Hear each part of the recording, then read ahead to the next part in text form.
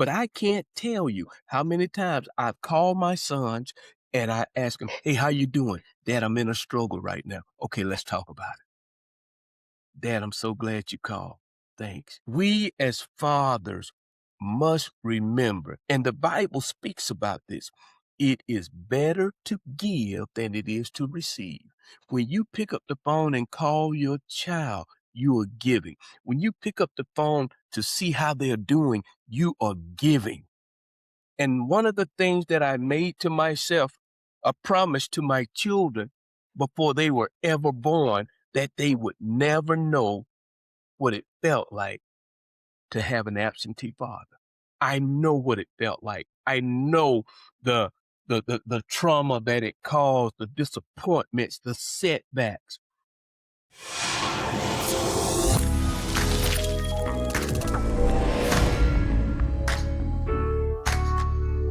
Hi, welcome to Better Self Podcast. Today, your boy Frank Craig. So today I have a brand new guest today. Today we have Mr. Randall. So he's somebody very passionate about fatherhood, talking about father, how to become a good father is something like I'm very passionate about it for people that listen to my podcast. Today we actually gonna focus on how to become a good father, things that you have to do, how to react with your kids, and how our childhood actually can affect us as well to become the person that we're today, and then how to deal with the trauma that we pass to the kids as well. So, Mr. Randall, I just wanted to let you introduce yourself so the audience gonna know actually who you are and what you do actually. Well, I am thankful to be here with you, sir. My name is Randall Gilbert, and my journey pretty much has been a lifelong journey because I never knew my biological father, never met him. So the only hero that I had in my life for 14 years was my grandfather until he passed away.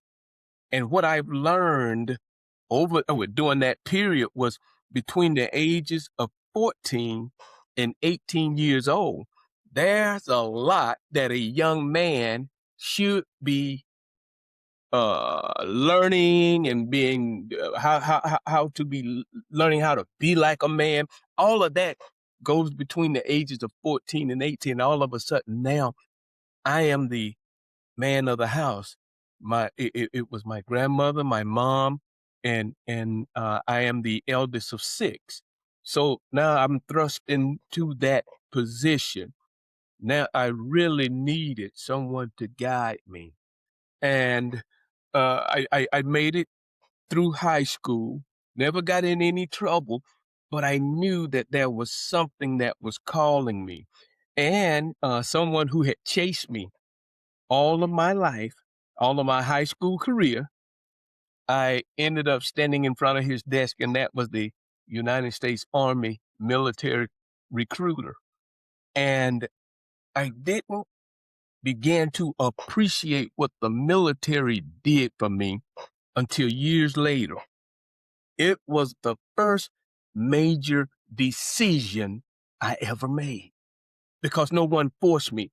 I made a decision that I was going to join the military. And these are things that our children need to hear from fathers, that you need to be able to make decisions. You don't want to drift. You don't want to go from place to place and not to be able to be one that can be dependent upon. You have to make the decision and you have to stand strong. But those things have to be taught. And one of the things that I made to myself a promise to my children before they were ever born, that they would never know what it felt like to have an absentee father. I know what it felt like. I know the trauma that it caused, the disappointments, the setbacks. But that was something that I decided that I was going to be the best father I could. Now I needed to take the initiative to learn how to be one because I didn't know how to do this thing. I did not know how to do it. And fortunately for me, I, uh, I was introduced to some wise men who took me under their wing and they walked with me and they encouraged me And they really made me believe that I could have or give to my children what I didn't have for myself. And what I tell fathers, when they come into the Relentless Fathers Army, they tell us a little bit about themselves. And some are hurt, some are holding anger, hurt, disappointment. And the first thing we try to get them to understand how important it is to forgive. When we forgive, it opens. Now, all of a sudden, when they made me forgive, guess what? I had no one to point the finger at anymore. Now, I really had to look at myself. And that's where the journey with this Relentless Fathers Army truly began when people come in, when fathers come in and they're struggling. Some may have had a father in their life, but he was physically there, but he was not there emotionally.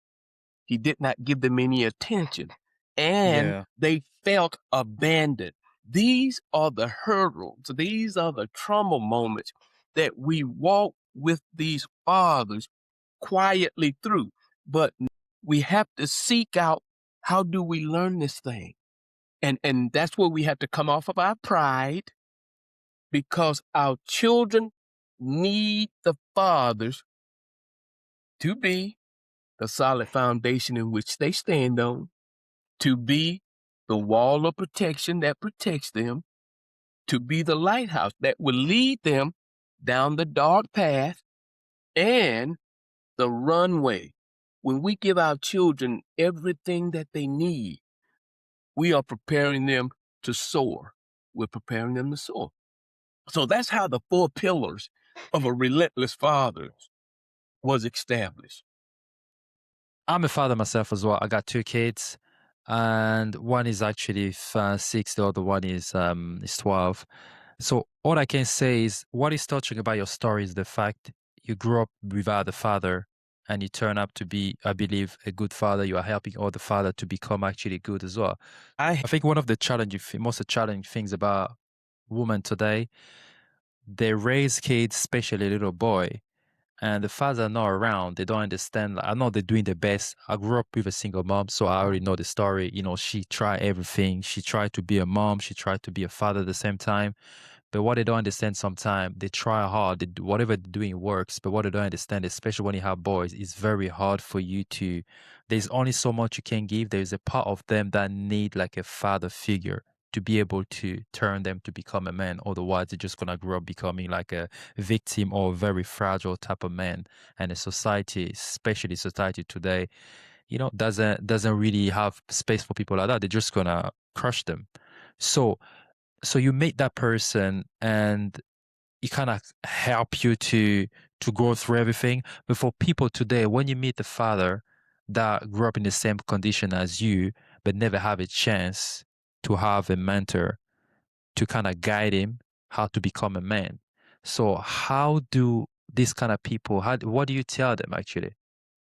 was Because if you amazed. never knew, you never know a father, you never know, you have no experience. You have kids now. When they're small, it's easy when they're small. When they become like teen, that's when the challenge become because they are watching you. So, what do you tell them? Well, believe me, that there is trauma here. There's anger, because we do see other children and how they interact with their fathers. And we ask the question, where is my My father? father. But when you start to talk to people, and in my case, you found out that it's a generational cycle here.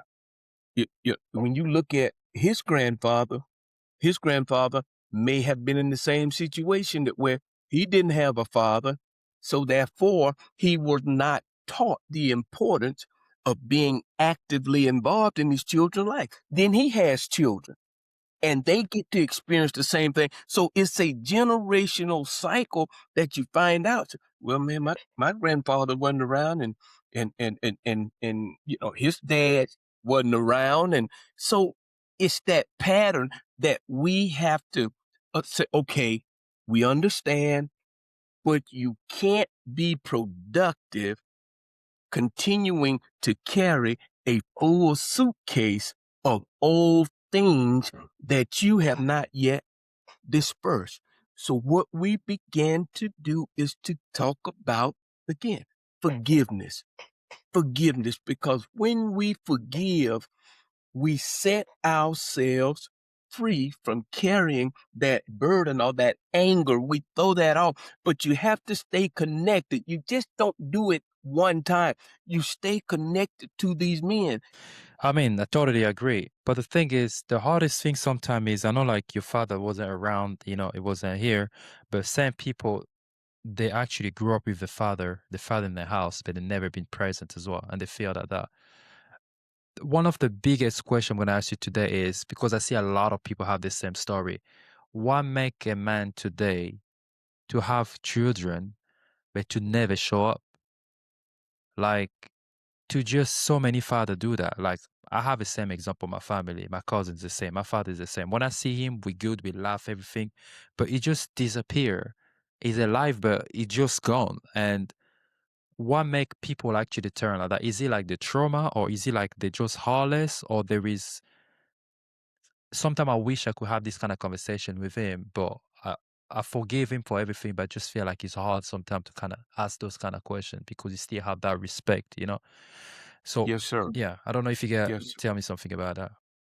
It is very, very difficult. It's very, very difficult to We don't know act if it's this. mothers. Hmm?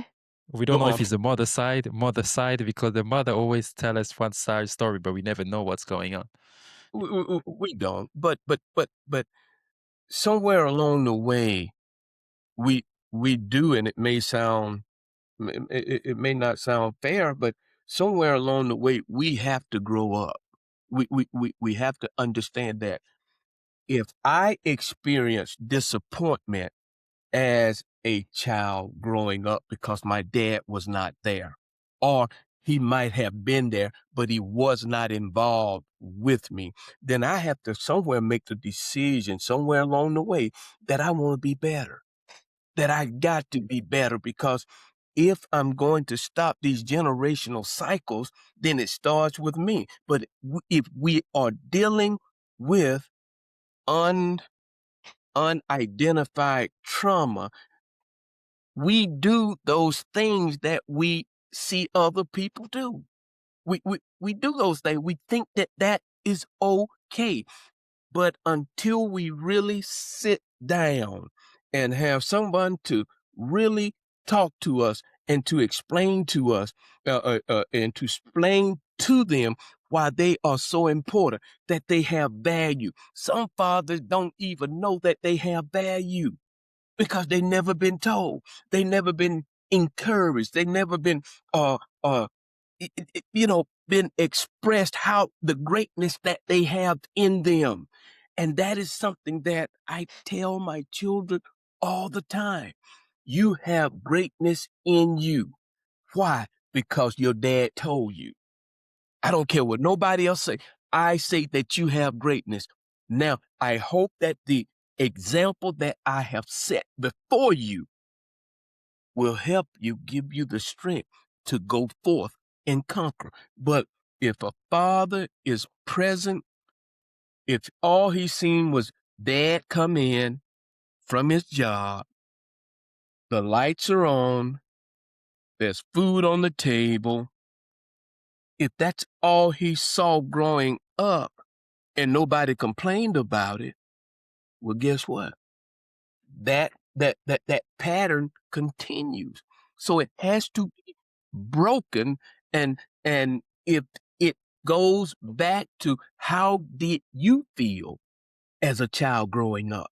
How did you feel? And if you know that it made you feel down and you're still dealing with anger, you can get help. But we have to get out of our prideful ways. And a lot of people ask you, man, how do I know if there's somebody out there that will help me? That's a father. And I said, if you go to a place consistency, watch the individual that's always greeting people. Every time you see him, Mm, hey, how you doing? How's the mm, family doing? He's always encouraging. He's always smiling, always upbeat. I said, watch him long enough,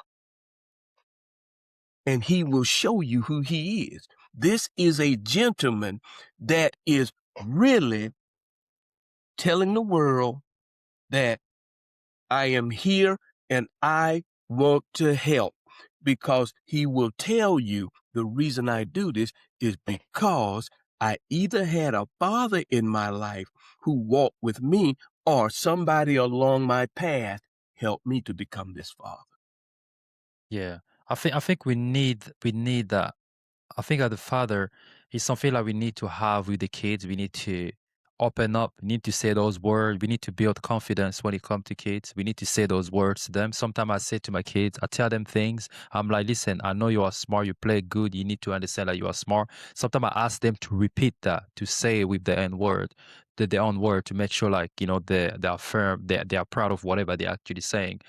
But when you don't have a father and you grow up with a mother, so, like, do you think a mother can actually play those roles as well, like say those things, trying to build it, or you advise the mother to try to find somebody to give those kind of advice to? And then Yeah, again, this is not good because we're trying to build a picture without the father. I think the goal is to make sure like we're having a whole family together. exactly, Yeah. exactly. Mm. Well, We cannot replace it. for a few years, I was in the transportation industry. I had my own trucking company, and I never forget. About 8 or 9 years into the industry, I get a call from my wife, and she was panicking. I said, "What's wrong? What's wrong?" The youngest two were still home, and she said, "They no longer want to bake cookies with me anymore." Well, sir, I knew then it was time for me to come home, because they now were looking at, if I may say this, the two-legged cookies. So I wanted to be there with them. So I made the decision, going back to the military, if anything is going to be done, you first must make the decision. So I made the decision to leave the industry so that I could be home every evening with my children. Now they're grown. They're grown now. And I have gone to speaking engagements, and I always ask the question, when the last time you talked to your child? Well, they don't call me. I don't call them. I said, wait a minute, hold up. This parenting is not a race. It is a lifelong journey, because I can't tell you now, my youngest is 28, but I can't tell you how many times I've called my sons and I ask them, hey, how you doing? Dad, I'm in a struggle right now. Okay, let's talk about it. Dad, I'm so glad you called. Thanks. We as fathers must remember, and the Bible speaks about this, it is better to give than it is to receive. When you pick up the phone and call your child, you are giving. When you pick up the phone to see how they're doing, you are giving. I tell you, I tell people, I say, they call me on my birthday, they may call me on Father's Day, they may call me on Christmas, and Lord knows they call me when they need something. But the thing that they will tell you, that at least once a week, maybe even twice, they're going to hear my voice, because it is an honor to be a father. Because we're talking about legacy building. What are we doing? My grandfather, this year of 20, yeah, this year in November, he will have been gone for 50 years. The question I ask fathers, who will be speaking about you 50 years from now, and what will they say about you? See, I hold my grandfather still in high regards, because I spent so much time with him. I love being around my grandfather. And then all of a sudden, he's gone. He's gone. And that was a shock to my system. But through my parent, my mom, and my grandmother, and the Lord blessed me with a stepfather Later, I was preparing to go into the military at that time. So I really didn't spend a lot of time with him. But we talk about getting timely information. Time He gave me a piece of advice before I went to go into the military because he had served in the Korean War. He said, "Randall, just do what they tell you to do." And that is something that we in this relentless Father's army, we don't tell you anything that's going to hurt you.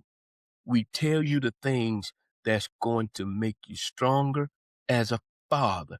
And if you implement it, don't worry about how long is it going to take, because we've had fathers who have been absent and they've tried to get back into their children's life and they become a little frustrated. But the Bible also talks about seed, time, and harvest. See, the problem that we have, we'll plant a seed. And I remember my grandfather being a farmer, had a big farm, and he would never plant a seed on Monday and go back out on Tuesday and dig it up to see what had grown. That was a Mm. process You that have to that plant the that seed, that yeah. that seed had to go through. So this is the same process that when fathers come in and they're trying to reestablish relationships with their children, forget about receiving. Just become the best giver that you can and mean it. And in due season, if you faint not, you shall have your harvest.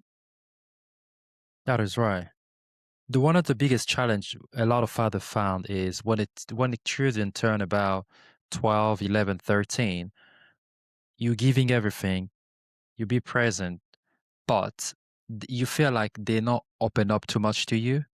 They're not when they have issue, whatever, they don't come to you say, you know what, daddy, this is what's going on in my life. But when you play sport with them, you do things with them, they talk, but they never actually just call you to say, you know what, I got something going on.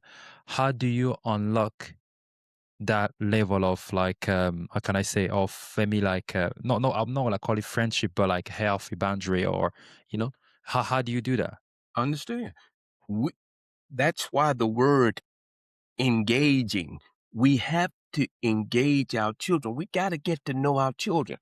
I've got I've got 3 sons, as I mentioned, and they are all different. Why? Because of the time, the quality time we spend together, doing things, acts of service, to show them how to serve other people and to be respectful to me. So we have to make our children talk to us. Let's do what they enjoy doing. Find out about it. Do you make yourself known when you walk into the door? When you walk into the door, they may be upstairs doing something, but you walk in and say, "I'm home." And what that tells them, my dad has made himself available. You might have had a difficult time at the job, but you better be able to decompress between the Mm, time you walk out your office until you walk into your home. If you got to call up a friend and tell, man, mm. I had a very difficult take to talk you down so that you can be prepared for your family. This is how we have to navigate.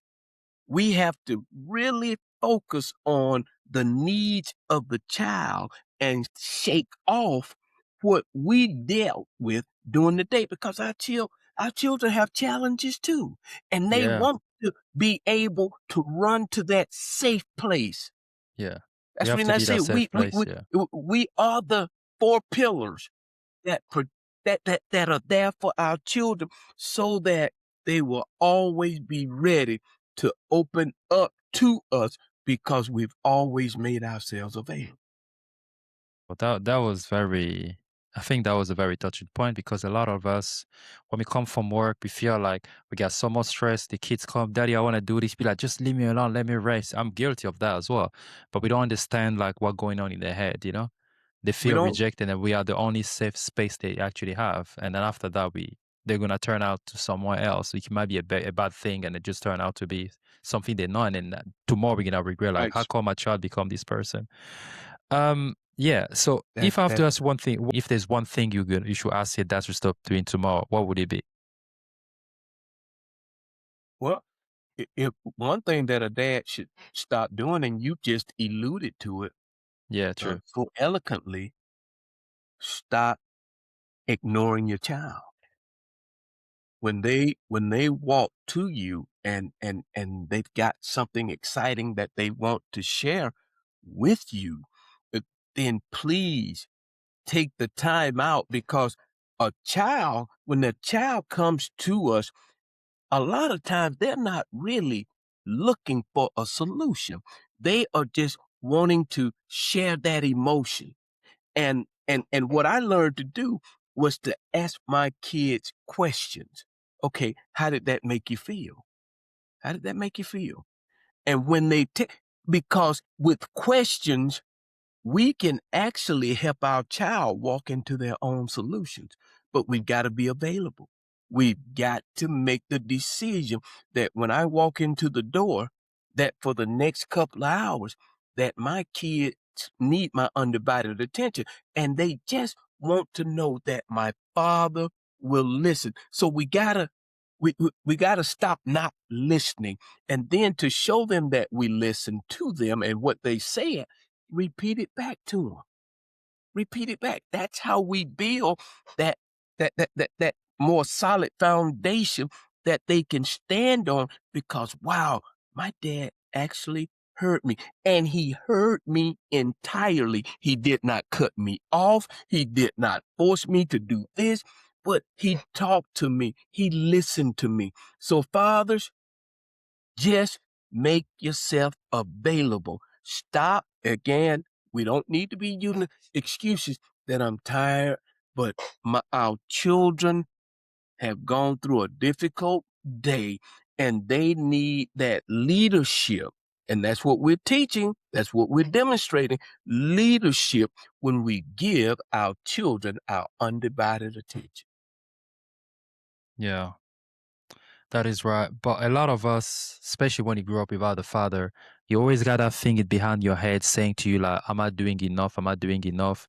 You're doubting yourself a lot as well. Sometimes this kind of thing come up because you know how you feel like to not have a father around, you know. But when you're raising your kids, sometimes you ask yourself, am I missing something? Am I doing something wrong? Am I hard enough? Am I soft? So at what point can you actually say to yourself, like, I know there's nothing such a thing as being a good father perfectly. We cannot measure that. But at what point you can say to yourself, you know what, I'm actually a good father. I'm doing what I'm supposed to do. So, yeah, Our children are looking, and again, you said it so eloquently. Our children are not looking for the perfect father. They're looking for one that is consistently showing up. And if you consistently show up, yes, you are a good father. Yeah, we may ask ourselves this or we may ask ourselves that, but there's nothing wrong with asking an individual, this is where I may be struggling. Can you tell me if I'm on the right path? It's nothing wrong with that. But the children are looking for dad to show up, that he's made himself available. That alone will erase a whole lot of doubt that fathers have. Just focus on being there consistently. And what we're going to do, we're going to learn our children better. We're going to know how to address them, because they all are different. And when we can address our children, when we know, okay, the love languages, when we know their love language, then we know how to address our children, because we know what they like, we know what gets them excited, and that's what we want to be able to do when we show up consistently, even when we have to discipline our children. They know that it's done from a position of love. so like today, if your children actually grew up like you, I would say, would you see that a good or a bad thing, or what is the thing that gonna scare you the most if they actually become like you one day? My children, if Yeah, they became like me, yeah. it, and Do you think it's gonna be? Yeah, go on. I'm trying to get to understand. I hope they are like the father that I walk in now. I want them to. I've been truthful with them. Hey, look, this is not a race. You're going to learn how to be a father for the rest of your life because things are changing. Things are going to happen, and we're going to have to understand that I cannot be always a rigid hammer. I've got to be available because I want them to approach me, I and you think want to the be approachable. You mm, want to be approachable. So we're always monitoring ourselves about what we say, but it is so amazing when we keep our emotions regulated. Let me respond rather than react. We're going to be an outstanding father, and we're going to really be able to leave a legacy that will go from generation to generation. But if we don't know how to do this thing, then there's the Relentless Father School community that you can tap into, come and be a part of. And in this community, if I may say, we have courses that fathers can take at their own leisure. We once you complete the course, then there's a worksheet that you complete. Once you complete it, you send it to me. Then I will send you a certificate of completion. Once a month, we have a Be Relentless live event, and that will be happening this this Thursday on the 19th, and yeah, make sure you check 7 out. yeah, Yeah. from 7 to, it's about an hour and 10 minutes that where we come together, and I bring about lessons to teach the fathers in this community. We wanna celebrate your children, so what are they doing great? A a straight A, honor roll, put it into the community so the fathers can applaud them. Every morning in the community, I give words of affirmation. I put in a word of affirmation, and then I write about it. I also put in a call to action. Do this today. Did you hug your child today? Did you tell them that they have greatness? These are just and this is something that I'd always prayed for, to have a community that where fathers could write in, man, my child is dealing with weed and I don't like that. Fathers reply to that. We're there to help you 24 hours a day, 7 days a week. Well, I think the hug, the touching, the words, I think it's a really good to say like I love you to the kids, to actually say, not just to think about it, but a lot of people actually struggle to say that to the kids. I feel like it's something that we shouldn't even feel, you know. I don't know what you think Yes, about that. yes, sir. Man, I couldn't agree with you more. And what you're going to find out, the more if you hadn't had that to happen for you, then yes, it will be uncomfortable in the beginning. But if you constantly watch how your children react when you do this consistently, all of a sudden, man, you're going, here we go, you're going to know what to do and what to say, because when you say it, you follow it up with action.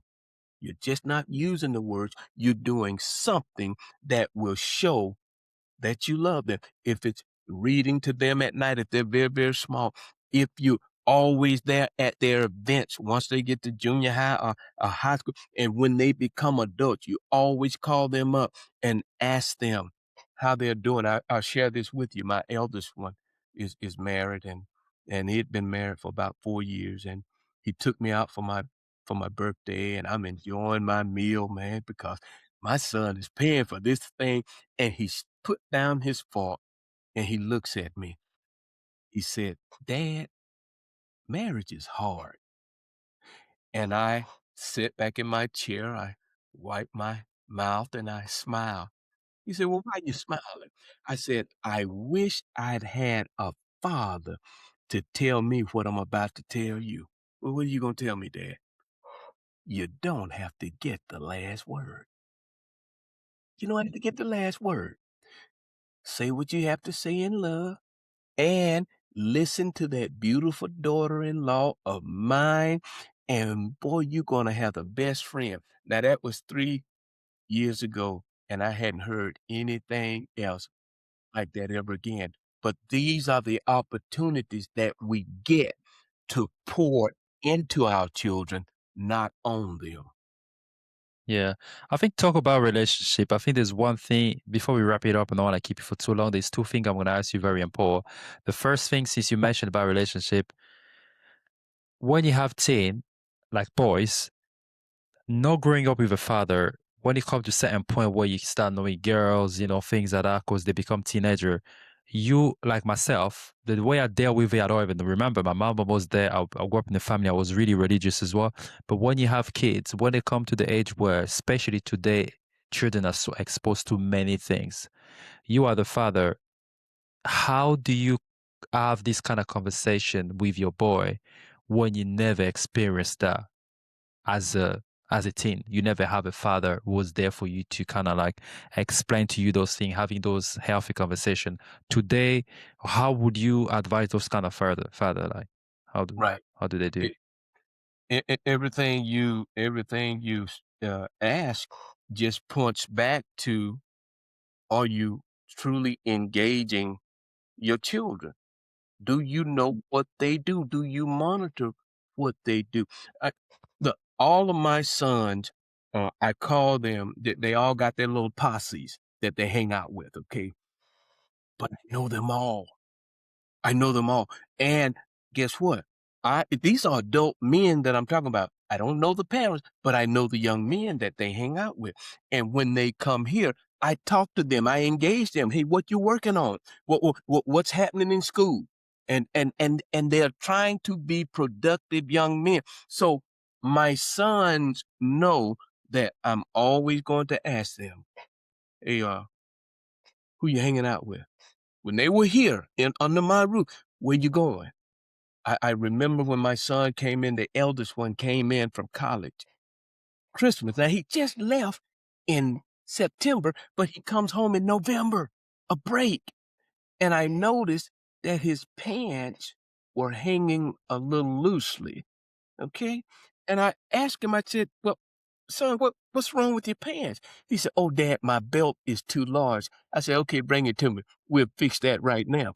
You have to, you, you You do have it to in a monitor. loving manner, but they need to know my dad is always going to be dad, and they will come to you when they know that you need something. So when it comes down to these kids, yeah, they are exposed to so much more than what we were. That's why we have to be so much more attentive to what they're doing, involved in what they're doing.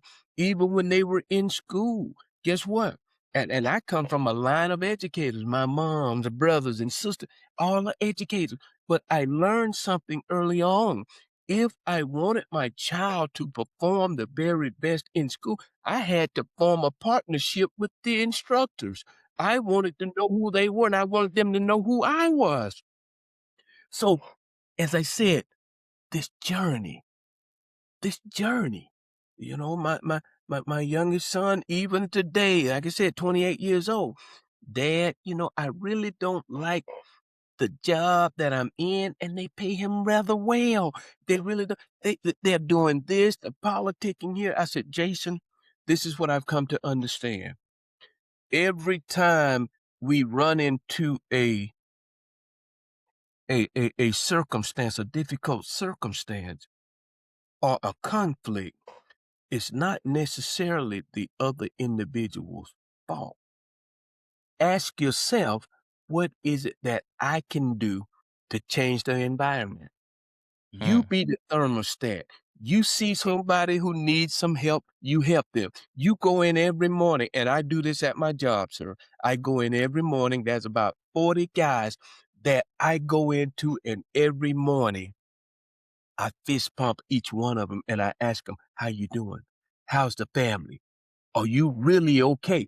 And when I sit down, one guy, looks at me, another coworker, he said, "Man, every morning," and I've been doing this now for about 4 or 5 years. He said, "Every morning you come in here and you fist pump every individual." He said, "Half of them I cannot stand." That's what he was saying. But I said, "Every morning, I don't get up, I rise up." I said, "When I rise up, I come to my quiet place. I sit down, I read my scripture in my Bible, and then I do my prayer because I am the thermostat. I get out ahead of everybody. I don't wait for you to speak to me. If I see you, I'm going to ask you how you're doing. I'm setting the tone because that one kind word, and if you do it consistently, in due season, someone is going to come up to you and say, "Man, look, I'm going through something right now to talk to you. My father or mother is in the hospital. Can can you pray for them? Or I just lost my father." And what I tell my supervisor, "Look, I'm going to support them, and I'll show up at the funeral, the homegoing." Just to when we are leaders, you can be a leader and you don't even have a leadership title on your lapel. You don't even have it on your shirt. It's not a desk. You are a leader because of the way you conduct yourself. The way you conduct yourself. And that's what I tell children. That's what I tell fathers. Be the leaders and remind your children that they are leaders. Therefore, they're not looking for someone else to tell them that. They got it from the most important individual in their lives, their dad. That's what we do. Wow. So for anybody want to get in touch, make sure what is your or how can we get in touch with you for people who are interested today, want to join your, your team? How what would they do? Are you having your website, social media? Go to you can go to my website, which is relentlessfathersarmy.com. That's my website. A very interesting conversation. A lot of people when they don't have a father, or I mean, the father's still around, but the father never around. When you have kids, that's Mhm. when it start affecting you because they don't have a grandfather. They just heard like he exists somewhere. But do you think like there is any need to talk about the grandfather to the kids about the grandfather, or she should be something where a little taboo in the family that we never mention that person that exists? No, That's another I thing.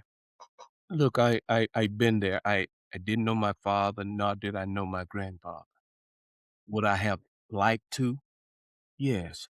Now, it might not have been the ideal condition, but the thing that will cover that disappointment if grandfather isn't there, that dad has always been present.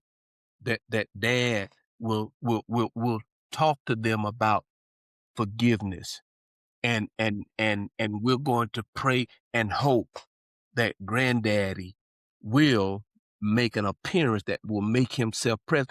And a lot of times they do, and unfortunately it's when It's too late. some are ill, some are in trouble, but the point that we're trying to make here is that love, and the Bible talks about this, covers a multitude of sins.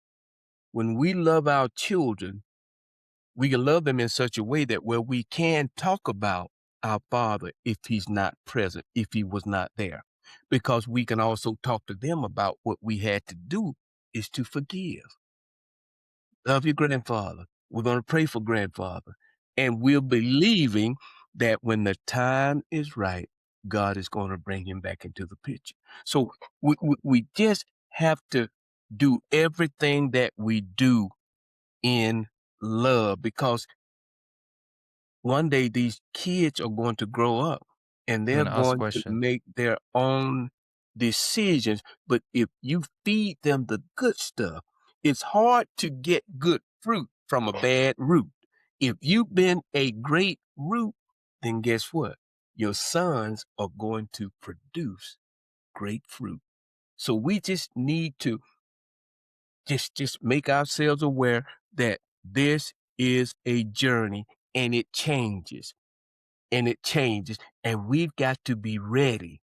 We've got to be ready to change with the seasons, but we're always going to keep our position as the leader, as the provider, as the encourager, as the one that makes himself available to our children. And that's going to make them want to become productive individuals. Why? Because they want to make dad proud. Wow. Thank you. Yes, sir. Yeah, that was Mm. very good, man. Like, very nice. I mean, I feel good to talk to you because I wish I could have, when I see you, like, I wish I could have this kind of conversation with my dad, but God makes things happen. Like today, we can actually have people like yourself inspiring other people, and this is a blessing. I know this conversation gonna help a lot of people because a lot of men they're suffering in silence. Is a hard conversation to have. A lot of people they're not brave enough to have these things out of their chest because it's like a childhood trauma. They don't know who to talk to. So thank you for whatever you're doing with your community.